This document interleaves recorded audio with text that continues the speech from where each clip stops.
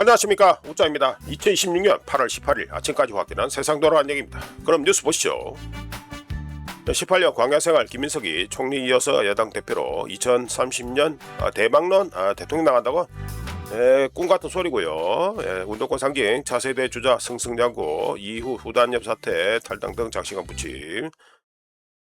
총리로 APK 성공. 에이, 웃긴 소리고. 그러니까 2030 그러니까 2030년에 저 대선에 나간다 이 말 아니에요. 자, 요거 간단하게 코멘트합니다. 이번에 절반 과반 겨우 넘겼죠. 난닝구 시즌 2 방지부터 해라. 넘어가고요. 트럼프 김정은 북미 대화 요청에 응답했다 이거지. 그런데 시점 내용은 몰랑이고 그건 지 주장하는 기고. 내가 아는 이런 상황을 더 안전하게 만드는 거. 안전하게 만드는지 안 만드는지는 봐야 아는 기고. 예. 그렇지. 이란전에 지원 요청을 사양하자. 그렇다면 우리는 왜 한국을 돕나? 그러니까 한미연합훈련 축소권과 관련해서 이제 얘기를 하는 거죠. 니가 안 도는데, 니가 안 도는데 왜 우리가 해가지고 뭐 한미연합훈련 같은 거 하냐? 뭐 이런 게 되겠습니다. 뭐 트럼프야 뭐 밴댕이 소갈딱지니까 뭐 이래 말하는 거 충분히 이해합니다. 네, 넘어가고요. 네, 미국 국채 매도세 30년물 금리 5.31% 2007년 이후 최고치다. 예. 국가 부채 그리고 대규모 발행, 국채 발행 여파로 2007년 이후 최고치로 치솟아서 5 베이시스 포인트 상승한 5.31%로 2007년 6월 기록한 5.44%에 근접하면서 19년 만에 최고치를 나타냈다. 이거는 우짜 개인적으로 뭐 지금 아직도 뭐 감기가 좀뭐 감기가 그래 가지고 제가 빨리빨리 뭐 진행하겠습니다만 간단하게 코멘트하면 케빈 워시가 포워드 가이던스를 갖다가 발표를 안 하죠. 그러면서 뭐라 했습니까? 시장 너가 알아서 하라고 했습니다.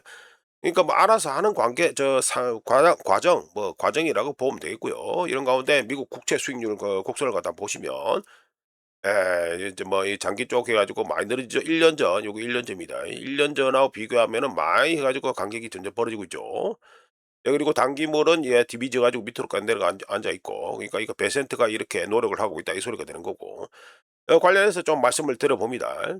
현재 주식 시장에 있어서 채권 시장은 지금 당장은 중요하지 않습니다. 채권 시장이 어떻게 돌아가는지. 하지만 앞으로는 상당히 중요해질 것이라고 우자가 예상하고요. 수익률 곡선을 통해서 장기물 롱엔드 이쪽에서는 뭐라 얘기하고 있다? 케빈 워시가 인플레이션을 억제할 수 있을 것이라는 믿음이 없다고 얘기해 주고 있고요. 그리고 단기물 여기 쪽을 통해서 뭐를 갖다 얘기하고 있다? 베센트 네가 단기물 뒤에 숨어서 영원히 있을 수 없다라고 해가지고 지금 말해주고 있다. 이렇게 분석 해석이 됩니다. 자, 이런 가운데 자, 요거는 중국의 10년 만기, 10년물, 그러니까 뭐 10년 만기 중국의 국채 수익률입니다. 보시면 8월 14일에 뚝 떨어지죠? 뚝 떨어집니다. 왜 뚝 떨어지냐? 중국 인민은행 PBOC에서 유동성 주입을 해가지고요. 해가지고 10년물 수익률이 해가지고 갑자기 급락이 쭉 나왔습니다. 그래서 이후에는 1.68%대를 갖다가 계속해서 유지하고 있는 중입니다. 그러니까 미국하고는 좀 반대라고 보시면 되겠죠. 미국하고는 반대를 가지고 지금 돌아가고 있다. 이게 되겠습니다. 중국이 이 짓을 하는 이유도 알고 보면 뭐 다 포함됩니다. 우리가 뭐 장신 메모리 등등 이것도 얘기를 하려고 지금 생각 중인데 지금 뭐 감기 때문에 지금 상황이 영 안 좋아가지고 하여간 뭐 빨리 좀 낫도록 했으면 좋겠고 하여간에 이거 그래야 지금 밀린 것도 다 작업을 빨리 할 텐데 골치 아프네 진짜. 하여간에 이거 장신 메모리 그리고 그 중국의 그 저 뭐 해야 되나 뭐 기술 독립 뭐 기술 자립 뭐 이거하고도 다 관련되는 겁니다 이게. 요거는 뭐 나중에 우리가 따로 해 가지고 별도 콘텐츠로 하든지 아니면 뉴스 뭐 콘텐츠 코멘트로 하든지 해 가지고 얘기를 하겠습니다. 자, 넘어가고요. 자, 금덩이 보시면 0.94% 해 가지고 상승해 가지고 1 온스에 4,416.49 달러가 됐습니다. 오르려고 하는데 좀 뭐라 해야 되나 억눌린다는 느낌이 들죠. 왜 그러냐면 달러 약세와 패드 미 연준의 금리 인상 가능성이 하락한 거는 뭐 하락한 건 아니지만 하락하고 있는 거는 금덩이 상승 요인이죠. 금덩이 상승 요인인데 반대로 금덩이 상승을 억누르는 게 뭐냐면 유가 상승입니다. 그러니까 두 힘이 해가지고 치받고 있다 보니까 이래가지고 옆으로 기고 있는 모습을 보이고 있다. 이게 되겠습니다. 자, 금덩이만 이러냐? 아니죠. 은덩이도 똑같이 이걸 그래 됩니다. 똑같은 영향이 있다. 은덩이는 1.74% 상승해서 1온스에 65.78달러가 된데 뭐 비슷하다고 보시면 되겠죠. 두 개의 힘이 해 가지고 치받고 있으니까 서로 싸우고 있으니까 내 가지고 요렇게 옆으로 기는 모습을 보이고 있다. 이렇게 말씀드릴 수 있겠습니다. 자 넘어가고. 유가는 또 해 가지고 브렌트유부터 해 가지고 또 말씀드리죠. 브렌트유는 2.90% 상승해서 1배럴에 91.09달러가 됐고 서부 텍사스유는 3.16% 상승해서 1배럴에 85.00달러가 됐습니다. 기울기가 이제서 좀 웃자 마음에 드는 기울기가 좀 나오네요. 예, 고래 나옵니다. 어쨌든 잘 보면 되겠고 하여간에 오만 10월 물은 2.54% 상승해서 1배럴에 89.86달러가 됐습니다. 자 넘어가고요. 자 미국 달러 인덱스입니다. 달러 인덱스는 어이쿠야 이게 뭐야 99.3 깼지요. 예, 로우가 99.294.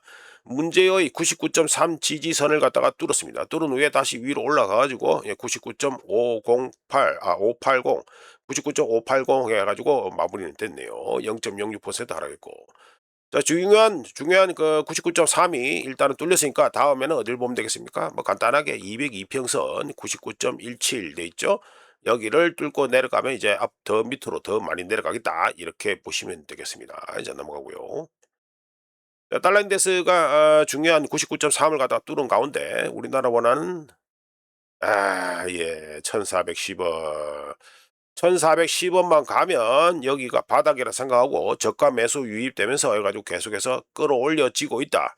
끌어올리는 게 아니고 밀려 올라가고 있다고 하는 게 정확한 표현이겠네. 그래서 0.05% 꼴랑 좋아져 가지고 1달러에 1,415.99원입니다. 이제 대부분 해 가지고 1,410원이 바닥이라는 생각을 한다는 소리입니다 이게. 이런 거를 갖다가 끝내야 되는데 제가 계속 말씀드렸잖아요. 시원하게 한 방에 뚫어야 된다고 말씀드렸는데 놔두니까 이 꼴이 나는 겁니다. 놔두니까 이 나중에 다 이재명 정권한테 돌아온다는 거 이거는 분명히 알고 있으시면 되겠습니다. 뭐 지그가 해가지고 업보를 만들고 있으니까. 자 넘어가고요. 엔화로 보시면 0.02% 해가지고 싸져가지고 1달러에 159.409. 요거 달러 인덱스하고 비슷하게 움직이는 겁니다 이거에. 우리나라 원화가 이상한 거죠. 우리나라 원화가 이상한 거고 우리나라 원화 이걸 빼면은 뭐 대충 요래 비슷하게 가는 거고. 네 엔화 해 가지고 비슷하게 가는 겁니다.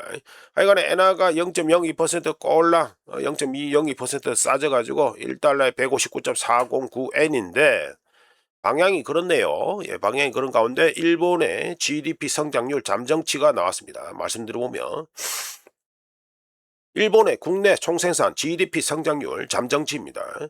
QOQ 전분기 대비해서 1사분기에 0.5%였는데 2사분기에 0.3%로 하락하면서 시장 예상치가 0.5%였는데 이거 하회했습니다. 연율로 환산한 성장률 이것도 잠정치인데 1사분기에 1.9% 요거 수정된 값입니다. 1.9%에서 2사분기에 1.1%로 좀 많이 내려갔습니다. 많이 내려가지고 시장 예상치 2.0%를 크게 하회했습니다. 일본 경제에서 50% 이상을 차지하는 게 내수지요. 내수인데 이 미내수 즉 민간 소비가 지속적이고 높은 비용 압박 속에 하락을 주도했고요. 그러니까 뭐 인플레이션 때문에 그렇다 이 말이죠. 이란전 관련 가격 압박 즉 인플레이션이 가계와 기업의 예산을 더 압박하면서 3, 4분기는 더 떨어질 것으로 전문가들이 경고했습니다. 이어서 일본의 소비자 지출 이것도 잠정치입니다. 소비자 지출은 QOQ 전분기 대비해서 1, 4분기에 0.5%인데 2, 4분기에 0%로 감소했습니다. 다른 뭐 데이터도 있습니다만 우리가 보기에 GDP 성장률하고 소비자 지출 이것만 봐도 되니까 종합해서 말씀드려보면 3분기 그러니까 3분기 연속 플러스 성장은 했습니다. GDP 성장이 플러스를 갖다가 기록했지만 회복 속도가 예상보다 저조해서 일본 중앙은행의 금리 정상화 경로 및 정책 메시징에 부담으로 작용할 전망이다. 이렇게 말씀드릴 수 있겠네요. 뭐 그래도 금리는 올려야겠죠? 예, 금리는 올려야 됩니다. 이제 넘어가고. 네, 이건 해가지고 뭐 엔화를 갖다 빌리는 게 세계에서 가장 싸다 이 말이 됩니다. 그러면서 currency forward implied 3 months yield 돼 있는데 이걸 뭐라 해야 되나? 그러니까 뭐 딱딱하게 그냥 뭐 드라이하게 뭐 번역하면은 통화 선도 내재 3개월 금리 뭐 이래 될 수 있는데 좀 부드럽게 하면은 3개월 기준 내재 차입 비용이라는 소리가 됩니다. 하여간에 주요 통화별 쭉 나와 있죠. 예, 뭐 엔화까지 요 잡히네. 엔화까지 잡히네. 주요 통화별 3개월 기준 내재 차입 비용을 이걸 갖다가 기준으로 했을 때 엔화 차입 비용이 세계에서 가장 낮은 수준 중 하나, 뭐 이거 보면 스위스 프랑이 하나 있습니다. 저 스위스 프랑. 그러니까 요거는 마이너스인데 그런 제끼고 스위스 프랑을 뭐 빼면은 엔화가 세계에서 가장 사실상 거의 가장 싼 가장 저렴한 차입 비용이, 그러니까 돈 빌리는 게 가장 낮은 수지다, 이걸 갖다 보여준 게 블룸버그 차트인데, 간단하게 예를 들어서 말씀드려보면 엔화를 차입해서 0.91 뭐 이렇게 나와 있잖아요. 엔화를 차입해서 여기 보시면 3개월 기준 해가지고 뭐 내재 차입 비용이 0.91%다 이 말인데, 브라질 레알화로 해가지고 포지션을 구축하잖아요, 누군가가. 예, 그러면은 여기가 3개월 물이 내재 금리가 얼마입니까? 12.64%죠. 예, 그러면 0.91%를 빼면은 얼마의 캐리 수익을 봅니까? 11.7% 이상, 11.7% 이상의 수익률, 캐리 수익을 갖다가 얻을 수 있다는 소리가 됩니다. 이렇게 되면 뭐 콜롬비아, 뭐 페소, 터키, 리라 이것처럼 해가지고 인플레이션 높고, 그 다음에 저거 뭐 수익률, 국채 수익률 등등 해가지고 이자도 비싸고 이런 데 가면요 다 남는 장사라는 소리가 됩니다. 이게 그러니까 뭐 고수익 통화 대비해서 엔화를 공매한다면 올해 한 해만 10% 이상의 수익률을 갖다가 올릴 수 있을 것이다 라는 소리가 되죠. 이어서 보시면 잠깐 뭐 반동간이 납니다만 뭐 멕시코 페소 6.78%죠. 여기서 0.91% 빼면 되는 겁니다. 그냥 간단합니다. 이거 계산은 간단하고요. 보시면 우리나라 원화도 있죠. 3.24%. 이것도 0.91% 빼면은 됩니다. 그러니까 다 그냥 남는 장사예요. 보시면 다 남는 장사다. 그러니까 스위스 프랑을 뺀 나머지 하다못해 싱가포르 달러를 사도 이쪽으로 포지션을 구축해도 남는 장사다. 물론 이쪽으로는 장사 안 하겠지. 이쪽으로는 장사 안 하겠죠. 못해도 뭐 캐나다 달러나 유로나 이 정도부터 장사를 하겠지요. 아니 여기 이래가지고 이쪽을 상대로 해가지고 다 캐리 수익을 얻을 수 있다는 소리가 됩니다. 어떻게? 엔화를 빌려가지고 이쪽에 포지션을 구축하면 이쪽 통화로.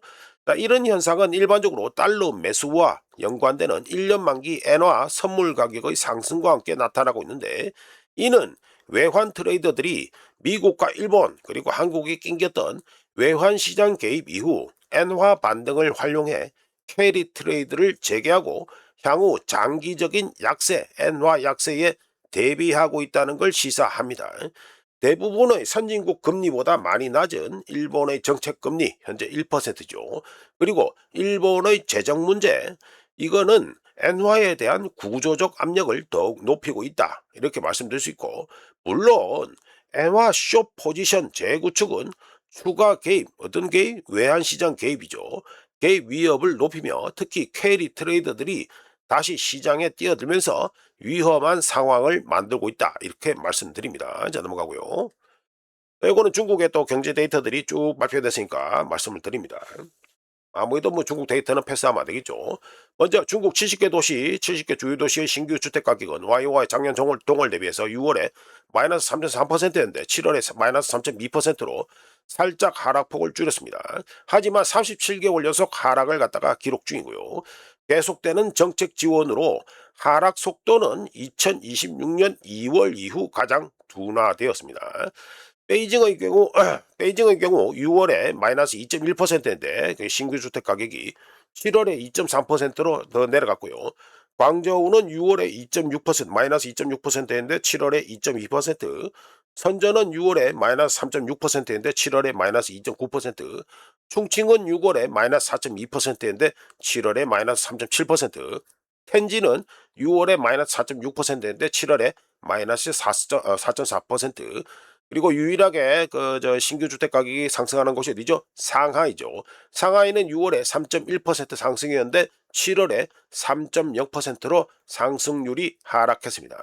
중국 70개 주요 도시의 신규 주택 가격 MOM 전월 대비 상승률은 어떻게 된다? 6월과 마찬가지로 마이너스 0.1%가 나왔습니다. 자, 이어서 산업생산, 중국의 산업생산 말씀드려보면 YOY 작년 동월 대비해서 6월에 5.3%인데 7월에 4.5%로 시장 예상치 5.0%를 하회했습니다. 이유는 내수 부진과 악천후, 뭡니까? 태풍이죠, 태풍. 태풍으로 인해 제조업이 6월에 6.6%였는데 7월에 5.5%로 생산률이 생산량이 감소했고, 그리고 전기, 열, 가스, 수도 이걸 뭐라고 합니까? 코어 유틸리티라고 하죠. 영어로. 전기, 열, 가스, 수도 이쪽에가 6월에 7.4%인데 7월에 5.0%로 감소했고, 그리고 광업 활동 역시 6월에 마이너스 2.2%인데 7월에 마이너스 4.2%로 더 많이 감소했습니다. 산업생산, 중국의 산업생산 MOM 전월 대비로 하면 6월에 0.76%인데 7월에 0.11%로 이것도 많이 감소했고요. 2026년 1월부터 7월까지 YTD 이어 투 데이트 해가지고 산업 생산량은 1월부터 6월까지가 5.3%인데 1월부터 7월까지가 5.4%로 살짝 상승했습니다. 증가했습니다. 그리고 중국의 소매 판매는 YOY 작년 동월 대비해서 6월에 1%인데 7월에 0.6%로 감소했는데요. 시장 예상치가 1.5% 무려 1.5% 증가했으니까 뭐 어마어마하게 못 미친 거죠. 예, 어마어마하게 못 미친 겁니다. 시장 예상이 1.5%인데 0.6% 반동가리 이상이 나버렸으니까. 고가 제품 소비 부진이 계속 이어지면서 자동차 판매가 6월에 마이너스 16.1% 감소했는데 7월에도 마이너스 17.0%로 더 급감했고요. 석유 제품 역시 마이너스 7.6%, 가구가 마이너스 8.8%, 건축자재 마이너스 14.2%로 이것들 모두 전부 다 계속해서 더 감소하고 있는 중입니다. 전혀 좋은 소식이 아니죠. 이어서 또 고정자산 투자한 이어 투 데이트 해가지고 1월 1일부터 발표하는 시점까지 가지고 YOY 작년 동기간 대비해서 말씀드려 보면 1월부터 6월까지 고정자산 투자는 마이너스 5.7%인데 1월부터 7월까지가 마이너스 6.7%로 더 내려갔습니다. 그리고 시장 예상치 마이너스 6.2%보다 더 많이 고정자산 투자가 감소했고요. 부동산 투자가 항상 그렇다시피 감소 하락을 갖다가 이끌어서 1월부터 6월까지가 마이너스 18%였는데 1월부터 7월까지가 마이너스 19.2%로 감소를 이끌었고, 인프라 투자, 제조업 투자, 그리고 1차, 2차, 3차 산업 투자 모두 빠른 속도로 감소했습니다. 이런 가운데 중국의 실업률은 6월에 5%에서 7월에 5.2%로 상승했고요. 전반적으로 나오는 데이터가 전혀 좋지가 않습니다. 중국의 경제 데이터 나오는 것들이 전반적으로 다 좋지가 않다. 이거는 뭐 종합적으로 뭐 뻔히 데이터만 봐도 나오는 거니까요. 자, 그렇게 퉁치고 넘어가고. 자, 이거는 중국의 중도 반도체, 예, 반도체가 급성장하고 있다 해가지고 말씀드립니다. 차트는 항상 그렇다시피 블룸버그 차트고요. 보시면 디맨드 포 차이니스 칩 헤즈 익스플로드, 뭐 중국 칩에 대한 수요가 해가지고 폭발하고 있다 이게 되겠죠. 예, 예, 뭐 IC 해가지고 집적 회로죠. 집적 회로. 쭉 말씀드리죠. 뭐 바로 해가지고 중국의 반도체, 그러니까 뭐 여기서는 뭐 집적 회로라고 얘기하고 있는데 반도체 산업이죠. 뭐 이거 중국의 반도체 산업의 연간 매출액입니다. 보시면 예, 이가지고 위안화 기준에서 낸 건데 연간 매출액이 2014년 요거 시작한 거는 2014년 2013년부터 꾸준히 우상향해 가지고 우상향해서 2025년에는 1조 6천억 위안, 요거 1조 6천억 위안, 금액으로 치면은 2,450억 달러까지 기록적인 성장을 갖다가 현재 보이고 있고요. 2000년 이후로만 계산해도 중국의 반도체 산업 매출은 2배 가까이 증가했습니다. 미국 주도 장비 및 소재 수출 제재가 계속해서 제한이 이어지고 있죠. 어딜 상대로? 중국을 상대로 이어지고 있으나 창신 메모리를 필두로 해서 D램 생산 확대와 화웨이 등 자국 기업 중심의 칩 수요 급증, 뭐 줄여서 말씀드리면 자국 내 공급망 자립화 정책이라고 할 수 있는데, 이게 전체적인 이 매출 성장을 갖다가 이끌고 있고, 그러니까 양적 확장을 하고 있다 이 소리 되겠죠. 강력하게 견인하고 있고, 덕분에 내수 위주입니다. 내수 위주임에도 불구하고 중국은 전 세계 반도체 시장에서 현재 6%의 점유율을 차지하면서 일본이 7%, 유럽연합이 7%, 대만이 6%인데 이거와 비슷한 수준을 보이고 있습니다. 중국보다 시장 점유율이 높은 것은 어디다? 미국 포함된 북미 지역이 해가지고 53%고요. 그 다음이 한국이 21%입니다. 그러니까 중국보다 시장 점유율이 확실하게 높은 거는 북미와 한국밖에 없다. 이 소리가 되겠죠. 자, 넘어가고. 자, 그러니까 인니니까 뭐 인도네시아죠. 플로렌스성 강진 사망자 68명으로 늘어 이재민 1만 3천 명 됩니다. 이거는 뉴스만 뭐 소개시켜드리고 웃자가 말씀드리려는 거는 뭐 지진과 니켈 그 얘기니까 뭐 빠르게 넘기죠. 목 상태도 안 좋고 뭐 듣는데 또 보이시잖아요. 코맹맹 소리 나면. 자, 말씀드립니다. 전 세계 니켈 광산 생산량은 2024년에 1.8% 증가했고요. 2025년에는 8.9% 증가했을 것으로 추정되고 2026년 올해는 7.8%더 증가할 것으로 추정되었지만 일단 2026년 증가는 웃자가 보기엔 좀 매롱이 되지 않겠나 이렇게 생각합니다. 하여간에 인도네시아는 세계 최대 니켈 광산 생산국으로 2025년 기준 전 세계 생산량 중 니켈 생산량 중 무려 66%를 차지할 것으로 추정되고요. 2026년에는 68%로 점유율을 더 늘릴 것으로 예상되고 있습니다. 인도네시아의 강력한 니켈 생산 증가세는 당연히 우자 관련 수비안토 관련 영상에서도 말씀드렸다시피 중국이 지원하는 프로젝트에 의해 주로 추진되고 있는데요. 중국이 지원하는 프로젝트들은 니켈 피그 아이언, 니켈 황산염, 니켈 캐소드 같은 주요 제품의 가공 능력뿐만 아니라 니켈 매트와 혼합 수산화물 침전물 같은 중간 제품 가공 능력 확장도 중국의 주도하에서 이루어지고 있습니다. 인도네시아가 니켈 시장에서 압도적인 시장 점유율을 차지하고 있다는 걸 확인한 가운데 현지 시간으로 8월 15일에 이거 지진난 거지요. 8월 15일에 해가지고 오전 8월 15일 오전부터 해가지고 인도네시아 섬들을 갖다가 번갈아 돌아가면서 이게 뭐 지진난 거 아닙니까? 번갈아 가면서 강진과 여진이 계속해서 이어지고 있습니다. 가장 큰 타격을 입은 건 여기 있죠. 플로레스 섬 이쪽 지역이고요. 한편 시장에서는 확신을 기다리지 않고 극단적인 위험, 지진 같은 거 이걸 갖다가 먼저 반영한 다음에 예상과 다를 경우 조정을 하는데요. 세계 최대 니켈 공급국인 공급하는 저 인도네시아 여기 어디든지 간에 규모 7.7짜리 지진이 발생하면 진앙지 여기 있죠. 진앙지 플로레스 섬 이 인근에 나게케오 각 임금이 나게케오 여기에서 해가지고 진앙지가 여기 나게케오인데 플로레스 섬 인근에 여기가 뭐 모로왈리 그리고 웨다베이 오비섬 등 인도네시아 내 주요 니켈 생산지에서 수백 킬로미터 떨어져 있다고 하더라도 즉각적인 가격 상승을 불러올 수 있습니다. 네, 그래서 제가 차트를 갖다가 보여드린 것처럼 8월 14일 현지 시간이니까 하루를 갖다가 땡기면 되죠. 이거는 미국 기준이니까 8월 14일에서 보면은 쭉 올라갔다가 그나마 좀 안정되는 분위기다 알게 됩니다. 물론 호르무즈 해협을 그 사태 이벤트를 통해서 확인되었듯이 실제로 주목해야 되는 것은 원자재가 생산되는 곳, 나오는 곳보다 이걸 실어 나르는 이 그 루트 또는 뭐 초크 포인트, 즉 항만과 도로라고 할 수 있는데 인도네시아의 니켈 물류는 인도네시아 제련소에서 전력 공급이 중단되지 않더라도 도로가 막히거나 부두가 손상되면 선적이 지연될 수 있으며 인도네시아에서는 항구 주변 피해 상황과 산사태 등이 계속해서 보고되고 있습니다. 다만 모로왈리나 웨다베이에 있는 인도네시아 제련소들의 가동 중단 소식이 나오지 않는 한 이 갭 상승폭은 크지 않을 것이 예상되는데 뭐 그렇게 지금 되고 있고 만약 혹시 앞으로 해가지고 뭐 어떤 문제가 뭐 안 좋은 소식이 없다 이러면 어떻게 됐습니까?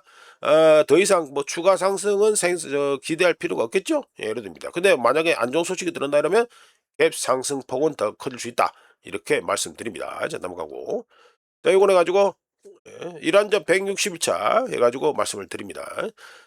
올더 해가지고 뭐 쌈박질 얘기는 패스하고요. 또 당연히 기름 관련 얘기로 합니다. 케플러 데이터를 바탕으로 한 바클레이즈 리서치의 분석인데요. 이거에 따르면 이란전 이전 보시면 프리워라고 되어 있죠. 이란전 이전 보시면 2천만 배럴 하루 평균 2천만 배럴이 넘어갑니다. 이란전 이전에 원유와 정제 제품 수출을 합쳐서 2천만 배럴 하루 평균 2천만 배럴이 넘었다는 걸 갖다가 이 정상적인 에너지 흐름이 있다는 걸 알 수 있는데 이걸 기준으로 해서 봤을 때 초기 단계에서는 어땠습니까? 초기에 가지고 긴장 고조 해가지고 어떻게 됐습니까? 40%안 되게 해가지고 되었고, 협상 단계에서는 다시 한 40% 정도 수준. 여기 옆에를 보면 됩니다. 여기. 요거는 양이고, 요거 저 퍼센테이지 여기입니다. 대략 한 뭐 협상 단계에서는 40% 수준까지 해가지고 다시 올라갔다가, 그런 다음에 그 MOU 체결 후에 얼마 됩니까? 해가지고 그 흘러나오고 이런 물량이 어떻게 된다? 80%까지 회복이 되었다는 걸 알 수 있죠. 그러다가 다시 긴장 고조 7월 넘어가고 7월 달 들어오면서부터 긴장 고조되고 이러면서 어떻게 됩니까?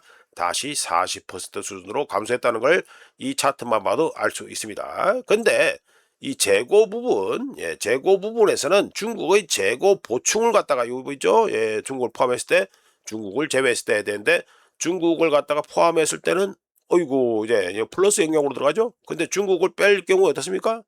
플러스 영역에 못 갑니다. 계속 네거티브 테러토리에 있다. 이걸 알 수 있죠. 재고에서는 중국의 재고 보충을 뺄 경우 플러스 포지티브 영역으로 넘어간 적이 없다는 걸 알 수 있고요. 미국의 순 원유 수입량 증가 보시면 미국의 크루드 오일 넷 임포트라고 되어 있죠. 2026년께 요금이다. 실선 찐한 거. 미국의 순 원유 수입량이 증가했다는 걸 갖다가 여기를 통해서 알 수 있는데, 이거는 미국산 원유가 가진 문제가 하나 있죠. 제가 계속해서 말씀드린 경질류는 해가지고 디젤 만드는데 효율이 별로 좋지가 않습니다. 그렇기 때문에 디젤 같은 정제유 이런 거, 뭐 항공유, 뭐 디젤, 뭐 경유 이런 거 생산 자체가 효율이 안 좋기 때문에 더러운 중진류, 어디 중진류?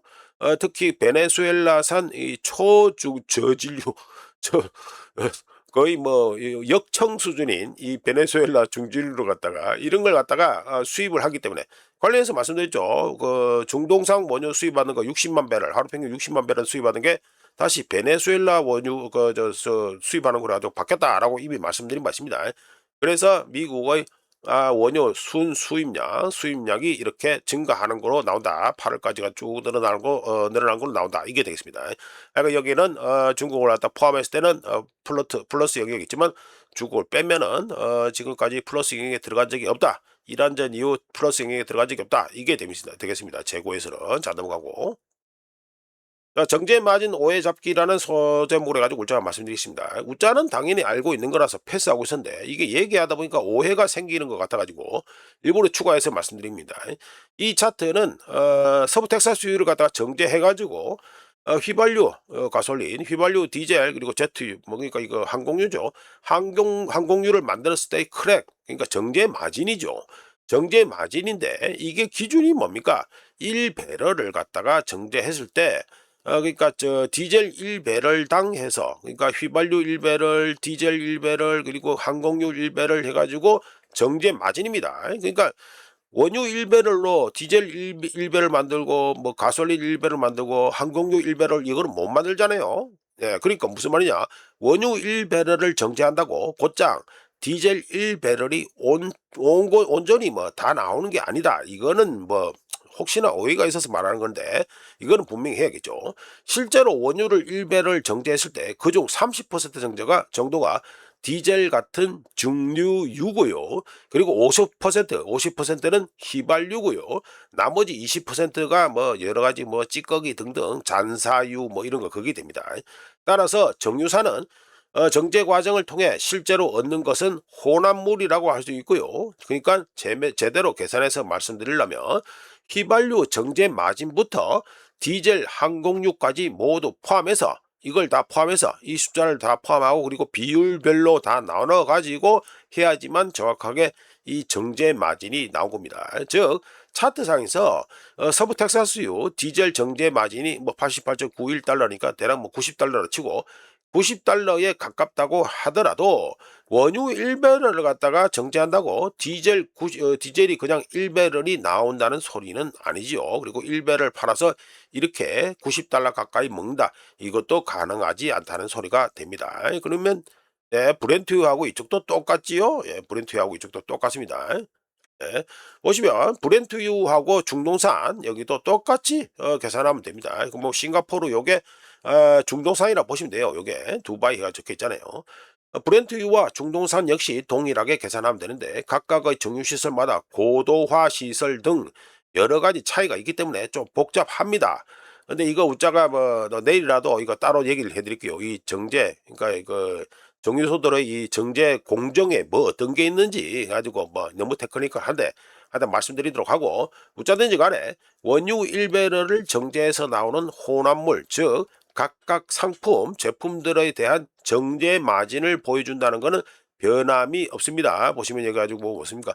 모가스 92, 이게 휘발유입니다. 휘발유. 예, 휘발유가 1배럴에 24.58달러. 네, 그런데 가스오일, 그러니까 이게 디젤이라 보면 되겠죠. 가스오일이 70.63달러, 많이 튀죠. 그리고 이거는 캐로신이니까 뭡니까? 항공유죠. 69.13달러 이래 됩니다. 그러니까 싱가포르에서 거래되는 거 봐도 지금 크랙 마진, 그러니까 이게 자체가 디젤하고 이런 게 엄청나게 차이가 많이 난다는 걸 알 수 있죠. 여담인데 싱가포르에서 거래되는 이 물량 중에서 우리나라 정유사들이 생산한 물량이 상당히 많습니다. 예, 상당히 많은데 요즘 우리나라에 그 싱가포르에 물량 보내는 거 이게 더 이상 늘리기 힘든 상태다. 이거는 업계에서 소식을 들어서 제가 좀 전해드릴게요. 자, 넘어가고. 자, 요건 해가지고 미국의 부채 조달 비용이 상승하고 있다 해가지고 좀 전에 뭐 시작할 때 해가지고 30년물 국채 수익률 해가지고 올라갔다 뭐 소식 전해드렸지 않습니까? 자, 8월 13일에 30년 만기 미국채 뭐 수익률, 이거는 차트는 수익률인데 8월 13일에 30년 만기 미국채를 갖다가 미국 정부가 250억 달러 어치를 갖다가 5.126% 수익률로 발행을 했습니다. 그러면서 이미 그때부터 2001년 이후 최고 수익률을 기록했고요. 이에 앞서서 8월 12일에는 10년 만기 미국채 420억 달러 어치를 갖다가 4.683% 수익률로 발행해서 이 역시 2007년 이후 최고치를 이미 기록했었습니다. 8월에 앞서 7월에도, 즉 7월 9일에도 30년 만기 미국채를 갖다가 5.058% 수익률로 발행하면서 2007년 이후 최고치를 기록했는데요. 이런 추세는 계속해서 높아지잖아요. 이런 추세는 미국의 부채 조달 비용이 계속해서 악화되고 있다, 높아지고 있다는 걸 보여줍니다. 참고로 우한폐렴 기간 동안 보시면 해가지고 갑자기 뚝 떨어진 게 있죠. 여기 우한폐렴 기간 동안에 발행한 미국의 장기 국채 수익률은요 2%가 안 됐습니다. 왜 이유는 이렇게 올라가는 이유는 뭡니까? 이렇게 계속해서 올라가는 거. 보나 마나 말 필요도 없이 인플레이션 압력과 압박과 계속해서 증가하는 미국의 재정 적자 때문에 투자자들이 더 높은 수익률을 갖다가 요구했기 때문이죠. 2026년 7월 기준에서 미국 재무부의 재정 적자는 YOY 작년 동월 대비해서 1410억 마이너스 난 거, 마이너스 1410억 달러 급증한 4320억 달러로 역대 7월 기준으로는 최대치를 경신했습니다. 살림살이가 아주 그렇다, 이 소리가 되겠지요. 자, 넘어가고. 야, 이거는 미국의 개인 저축률 해가지고 좀 그렇다 해가지고 말씀드립니다. 예, 말씀드립니다. 미국의 6월 개인 저축률이 역사적 저점인 2.7% 가까이로 떨어져서 2022년 6월이네. 2022년 6월 이후 해가지고 최저를 기록했습니다. 2022년 3월을 제외할 경우 2008 금융위기 운임저입니까? 2008 금융위기. 여기 있잖아요, 여기. 2008 금융위기 이후 가장 낮은 수준이고, 우한폐는 뺀다 소리죠. 우한폐는 뺀다. 우한폐는 뺄 경우 2008 금융위기 이후 가장 낮은 수준이며 2024년 이후 저축률, 미국의 개인 저축률은 절반 이상 감소했습니다. 참고로 21세기 2000년 앞으로 가면 20세기죠. 20세기, 그러니까 21세기 이전이니까 20세기.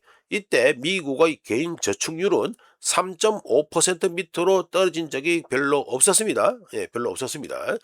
저축률 하락, 미국의 개인 저축률 하락 원인은 인플레이션으로 인한 생활비 부담과 주식시장 호조에 따른 자산 효과, 그리고 높은 대출 금리로 인해 소비자들의 저축